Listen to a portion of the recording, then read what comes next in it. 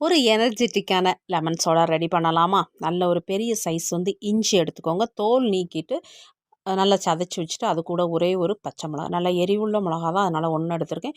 நல்ல ஃப்ரெஷ்ஷான புதினா வந்து தோட்டத்தில் பிடுங்கி அதையுமே க்ளீன் பண்ணி அதையும் நச்சு சதைச்சி மாற்றி வச்சுக்கோங்க. 1/2 லிட்டர் சோடா வந்து எடுத்துருக்கேன். அப்போ அதை ஒரு பவுலில் வந்து சேர்த்துக்குருவோம். சேர்த்துட்டு இதில் வந்து டேஸ்ட் சோடாக்குன்னு எந்த விதமான ஒரு தனி டேஸ்ட்டும் இருக்காது. அதனால நம்ம வந்து அதில் வந்து லெமன் வந்து புழியிறோம். 2 லெமன் ஜூஸ் வந்து நான் எடுத்துருக்கிறேன். அப்போ அந்த லெமன் ஜூஸுமே உள்ளே சேர்த்துக்கோங்க. நம்ம சதைச்சி வச்சதை அந்த ஒரு கைப்பிடி நிறைய வந்து அதுக்குள்ளே சேர்க்கும்போதே அதோட கலர் வந்து கொஞ்சம் மாறி தெரியும். உப்பு போடும்போது அழகாக பொங்கி வந்துச்சு. 1 ஸ்பூன் போட்டுமே உப்பு பத்தலை. அப்போ புளிப்புக்கு ஈக்குவலாக உப்பு போடும்போது தான் நல்லாயிருக்கும். அப்போ கொஞ்சம் கூட உப்பு வந்து பத்தலை அப்படிங்கிறத சேர்த்துக்கிட்டோம். குட்டீஸ்க்கு வந்து தண்ணி குடிங்க அப்படின்னா வந்து எடுக்கவே மாட்டாங்க. மூணாறில் எந்த அளவுக்கு குளிர் இருக்கோ அந்த அளவுக்கு வெயிலுமே இருக்குது. அப்போ மதியம் போல் செஞ்சு கொடுக்கறதுக்கு நல்ல ஒரு ஜூஸ் தான் இது. உங்கள் குட்டீஸ்களுக்கும் நீங்கள் கட்டாயம் செஞ்சு கொடுங்க. சும்மா தண்ணி குடிமானா நம்ம ஆளுகெல்லாம் குடிக்கவே மாட்டாங்க.